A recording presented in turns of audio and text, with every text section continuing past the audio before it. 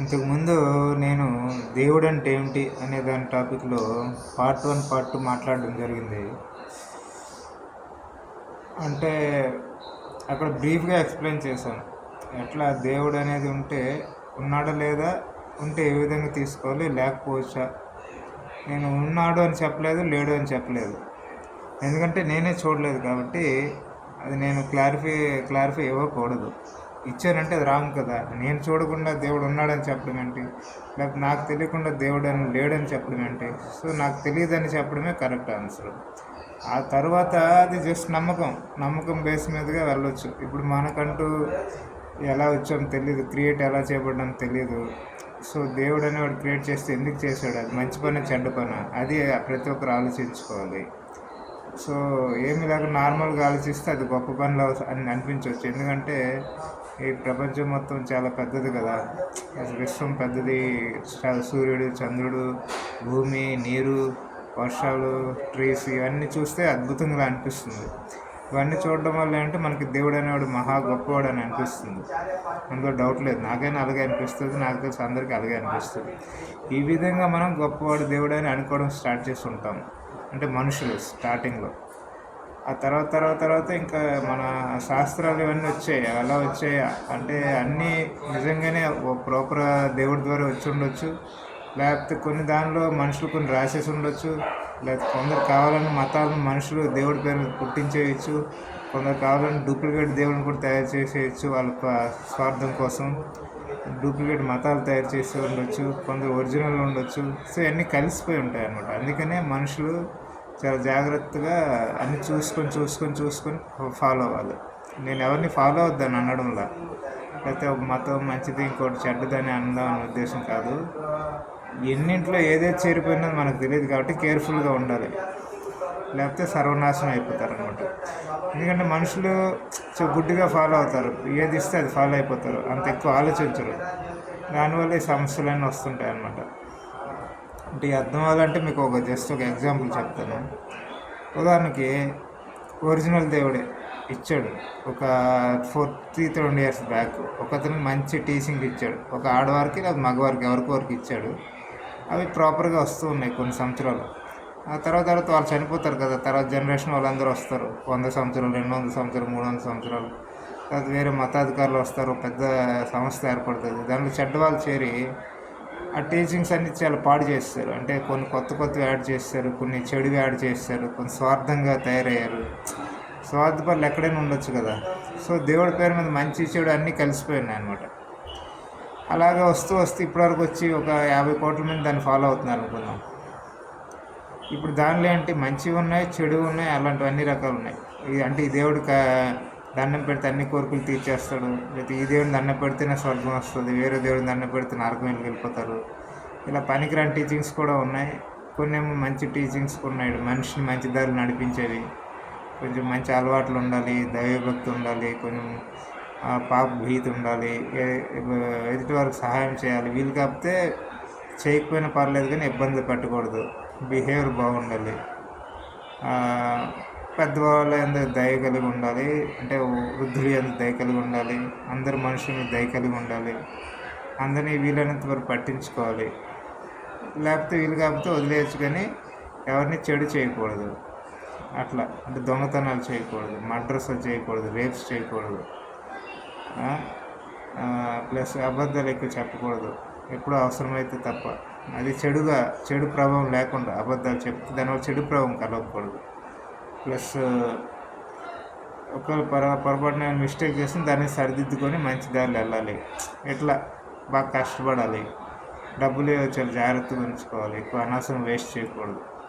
ఇట్లా రకరకాల మంచి చెడు అని కలిసిపోయినాయి అనమాట. ఇవన్నీ మంచి విషయాలు. అలాగే కొన్ని చెడు విషయాలు కూడా, అంటే ఇతర మతాలతో గొడవలు పడడం, ఇతర మతాల కన్నా మేమే గొప్ప వాళ్ళు అనడం, లేదా ఇతర దేవుడు వేస్ట్, మా దేవుడే గొప్పవాడు అనడం, ఇట్లాంటి పనికిరాని అనమాట.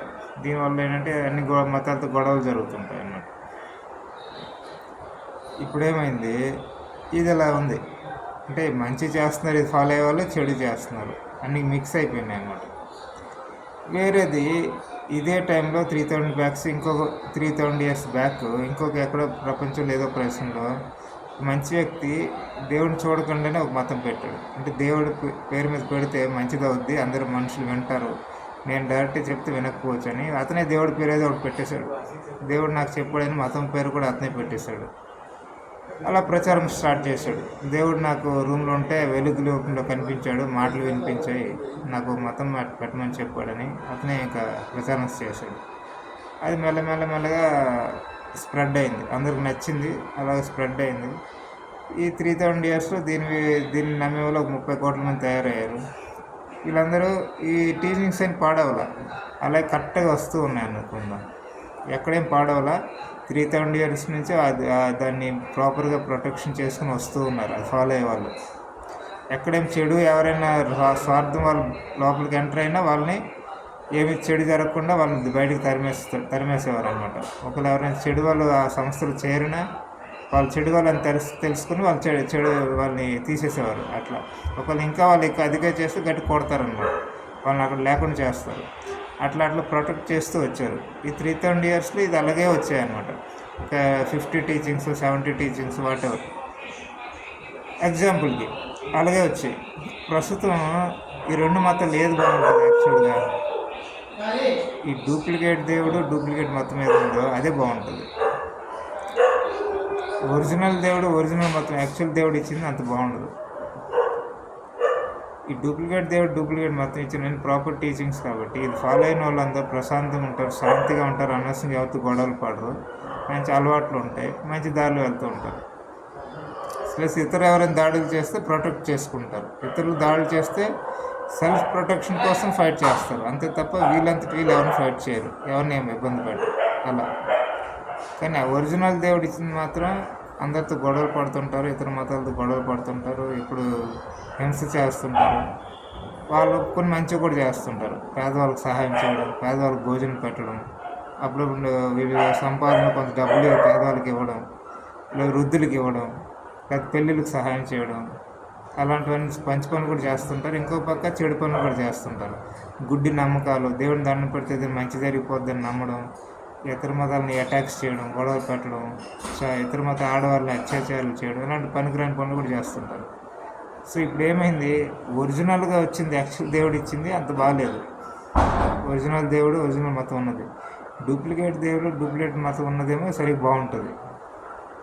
సో ఇది కానీ అర్థం చేసుకుంటే దేవుడు అంటే ఏంటంటే సరిగ్గా అర్థం అవుద్ది. సో మనుషులు యాక్చువల్గా ఇన్ఫ్లుయెన్స్ అవుతుంది దేంతో అంటే దేవుడితో కాదు, దేవుడి పేరు మీద టీచింగ్స్తో ఇన్ఫ్లుయెన్స్ అవుతున్నారు.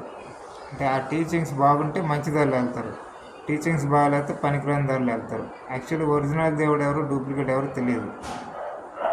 సో ఈ పాయింట్ కానీ సరిగ్గా అర్థమైతే జనాలకి దేవుడు అంటే ఏంటనేది ఆటోమేటిక్గా అర్థమైపోతుంది.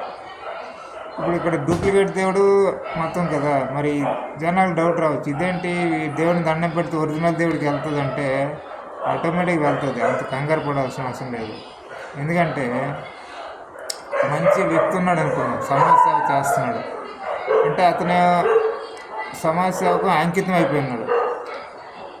అతనికి ఎవరైనా అతని పేరు సరిగ్గా తెలియక వేరే పేరు పెట్టి పిలిచారనుకున్నాం, అతను హెల్ప్ చేయడం మానేస్తాడా? లేకపోతే ఎవరైనా మోగవాడు పేరు పెట్టడం అది మోగవాళ్ళు అతనికి మాటలు రావు, ఏదో సైకిల్ చేస్తూ పిలుస్తున్నారు, అతనికి హెల్ప్ చేయడం రాడా? లేకపోతే ఇంకొకరు అతని పేరు ఒకసారి చెప్పినా సరే మర్చిపోయి వేరే పేరు పెట్టి పిలుస్తూ ఉన్నారు, అయినా సరే వెళ్ళడా? వెళ్తాడు అతను, ఎందుకంటే అతని పని సమాజ సేవ చేయడం. అవతల వాళ్ళు మంచి పేరు కరెక్ట్ పేరు పిలుస్తున్నారా తప్పు పేరు పిలుస్తున్నారా ఏంటి పిలుస్తున్నారా చూడండి, అతను తన వైపు చూసి పిలిస్తే అతను వెళ్తాడు అంతే. తను సంబోధించి పిలిస్తే తన దగ్గరకు వచ్చి ఎవరైనా వస్తే వెళ్తాడు అంతే. ఒక పేరు తప్పుగా పిలిస్తే చెప్తాడు, నా పేరు అది కాదు ఇదని చెప్తాడు తప్ప ఏం పట్టించుకోడు. సో పేర్లతో అతనికి సంబంధం ఉండదు. నా పేరు అది పిలుస్తున్నారా ఇది పిలుస్తున్నారా, నన్ను వాళ్ళు రెస్పెక్ట్ ఇస్తున్నారా, బాగా పెద్దవాళ్ళు గొప్పగా వాళ్ళు చూస్తున్నారా, ఏం పట్టించుకోడు అతను. ఎందుకంటే అతని పని సమాజ సేవ చేయడం, సమాజానికి అంకితం అయిపోయినాడు. అందువల్ల అతను మ్యాక్సిమం హెల్ప్ చేయడానికి ట్రై చేస్తాడు. సో ఒక సాధారణ మనిషి పేరు అనేది పట్టించుకోకపోతే దేవుడికి ఎందుకు పట్టించుకుంటాడు? తన పేరు అది తన పేరు ఇది అని ఆబ్వియస్లీ పట్టించుకోడు, తనకు అన్నీ అనవసరం. మనుషులు సమాజంలో మనుషులు సరిగ్గా దారిలో వెళ్తున్నారు లేదని చూస్తాడు, దారిలో వెళ్తే వాళ్ళని బ్లెస్సింగ్స్ చేస్తాడు అంతే. తన బ్లెస్సింగ్స్ ఎప్పుడు విష్ చేస్తాడు అంతే. అంటే ఇక్కడ డూ అంటున్నాను, దేవుడిని మళ్ళీ మగవాడు అనుకోవద్దు. ఆడైనా మగైనా మనకు అనవసరం. దేవుడు అంటే మగ అవ్వచ్చు, ఆడవచ్చు, లేకపోతే దేవత అనుకోండి, లేకపోతే ఒక ఆదిశక్తి, లేకపోతే ఏదైనా పరాశక్తి, ఏదైనా అనుకోండి, పర్లేదు. దేవుడు అంటే మగాన్ని మాత్రం తీసుకోవద్దు. దేవుడు అంటే ఒక గాడ్ లాగా, అంతే, క్రియేటర్ లాగా తీసుకోండి. అట్లా అంటే శక్తి అని తీసుకోండి, అంతే. మగ ఆడైనా ఏదైనా ప్రాబ్లం లేదు. సో వాళ్ళ పేర్లు అనేవి పట్టించుకుంటారు, వాళ్ళకి అనవసరం కదా. మనిషే పేరు పట్టించుకోడు. మంచి దారిలో వెళ్ళిపోయిన తర్వాత తన పేరుతో సంబంధమే ఉండదు. తన పేరు ఏంటని తను పట్టించుకోడు.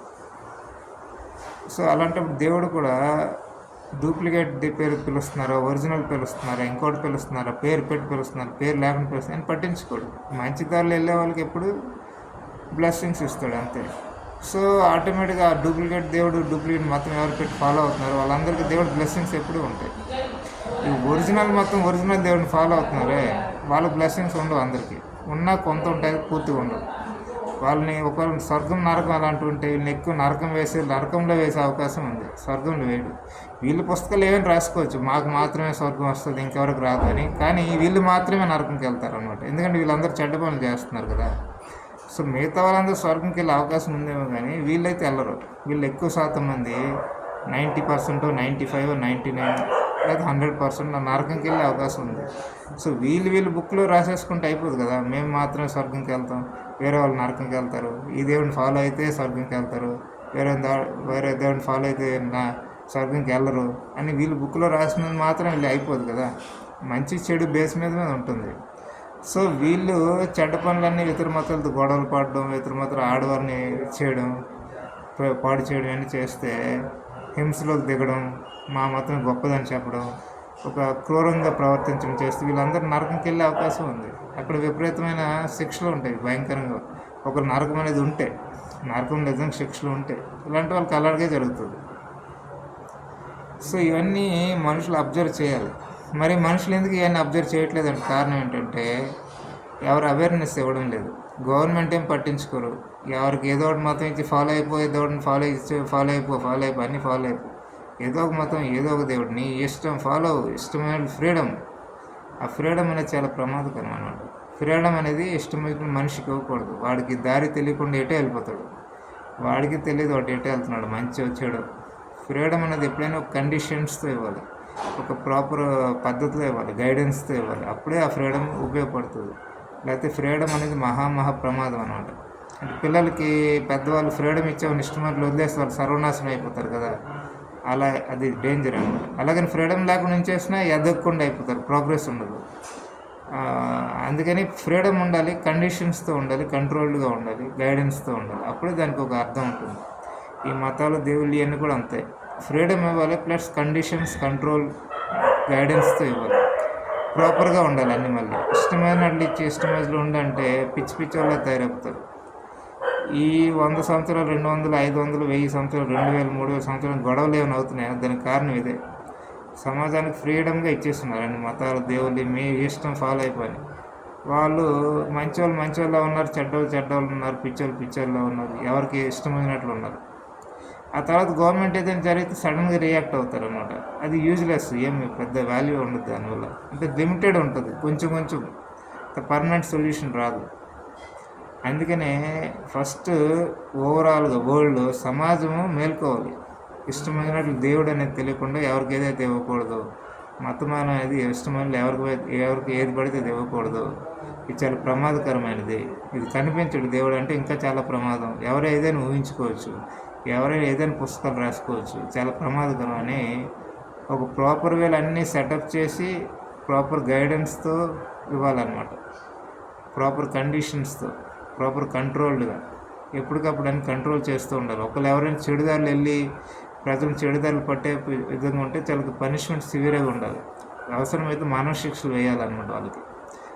అంటే ప్రజలను తప్పుదారి పట్టించే వాళ్ళకి, దేవుడు అని చెప్పి, మతాలు అని చెప్పి, దేవతలు నాకు కనిపించారు, దేవుడు కనిపించారు అని ఎవరైనా ప్రజలకు తప్పుదారి పట్టిస్తే వాళ్ళు మానవ శిక్ష వేయాలి.